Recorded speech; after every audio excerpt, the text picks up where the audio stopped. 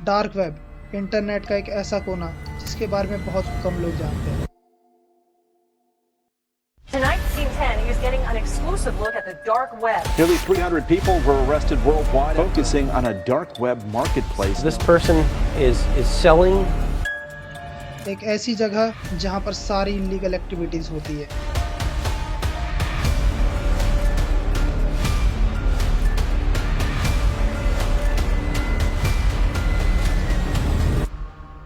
Stolen password, credit card, debit card, जहां तक कि ह्यूमन बॉडी पार्ट्स भी बिकते हैं। डार्क वेब के बारे में लोगों को ये सब तो पता ही होगा, लेकिन ये नहीं पता होगा कि डार्क वेब की शुरुआत कैसे हुई। यूएस डिफेंस डिपार्टमेंट कभी भी नहीं चाहता था कि उनकी इंटेलिजेंस टीम के जितने भी डेटा है और जो कम्युनिकेशन हो रही है वो किसी को पता चले, तो उन्होंने सहारा लिया एक ऐसे कम्युनिकेशन रूट का जिसको कोई भी ट्रैक नहीं कर सकता था। किसी को पता नहीं चलता कौन किससे क्या बात कर रहा है, सब कुछ अनोनिमस होता, सब कुछ इनक्रिप्टेड होता।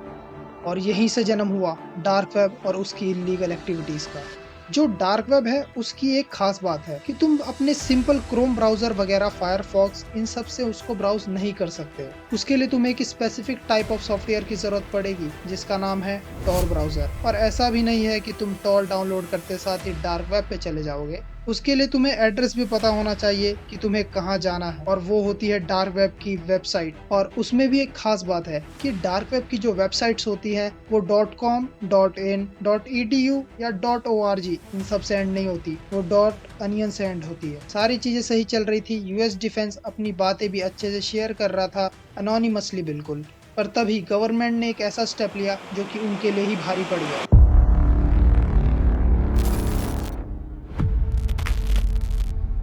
2004 के आने तक टॉर को एकदम ओपन सोर्स कर दिया गया, मतलब अब कोई भी डार्क वेब पे जा सकता था।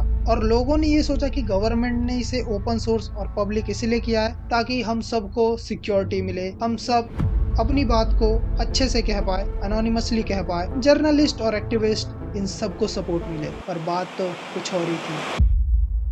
जैसे ही डार्क वेब को पब्लिक किया गया तो वहाँ पे काफी ज्यादा यूजर्स की भीड़ उमड़ पड़ी, और जितने भी अनोनिमस गवर्नमेंट के यूजर्स थे वो भी उन्हीं के बीच में घुल मिल गए। किसी को पता नहीं था कि गवर्नमेंट का आदमी कौन है, किसी को पता नहीं था डिफेंस का आदमी कौन है, और किसी को नहीं पता था कि नॉर्मल जनता कौन है। और जो लोगों को लग रहा था कि उनको सिक्योरिटी वगैरह मिल रही है, ये कोई भी बात नहीं थी ऐसी। गवर्नमेंट का शुरू से प्लान था कि वो क्रिमिनल्स को पकड़ेंगे जो भी ऑनलाइन आके कुछ भी एक्टिविटी करेंगे और अपनी चीजें शेयर करेंगे। पर ये बिल्कुल भी नहीं हुआ, इसका जस्ट अपोजिट हुआ। लोग सिर्फ डार्क वेब पर सिंपल सर्फिंग वगैरह करने के लिए नहीं आए, वो यहाँ पे अपनी मन मर्जी करने आए। जैसे ही उन्हें पता चला ये सारी चीजें फ्री है, मैं अनोनिमस रह जाऊंगा, अगर मैं कोई भी एक्टिविटी परफॉर्म करूंगा किसी को पता नहीं चलेगा, उन्होंने अपनी मन मर्जी करना स्टार्ट कर।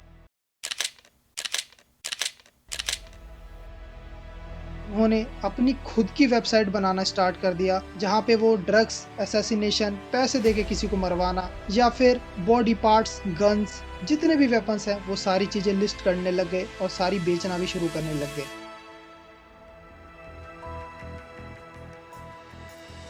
गवर्नमेंट का शुरू से ही ये प्लान था कि वो क्रिमिनल्स को पकड़ेगी, और जैसे ही ये पेमेंट्स वगैरह होने लगे, जैसे ही सर्विसेज बिकने लगी, गवर्नमेंट के हाथ में एक बहुत तगड़ी कड़ी आ गई जिसकी मदद से वो क्रिमिनल्स को पकड़ पाती, और वो था क्रेडिट कार्ड की information.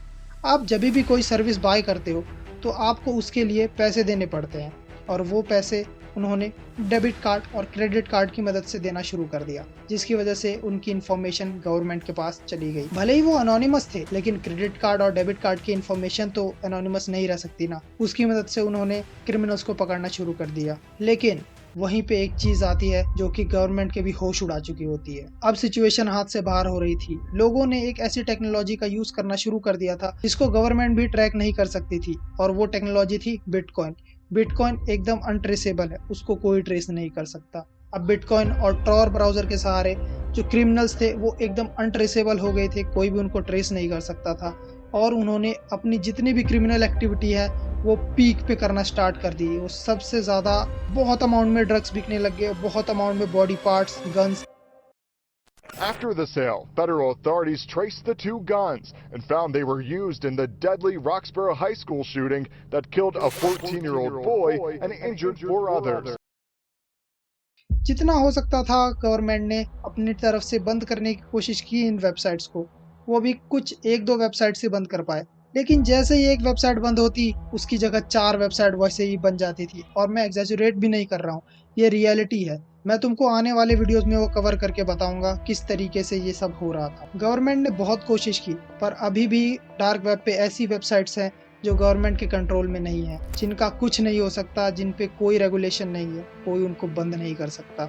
According to a report of 2023, कुछ 77,000 से ऊपर वेबसाइट डार्क वेब की अवेलेबल है। और ये तो वो वेबसाइट हैं जिनके बारे में हमें पता है। उनका क्या, जिनके बारे में किसी को नहीं पता।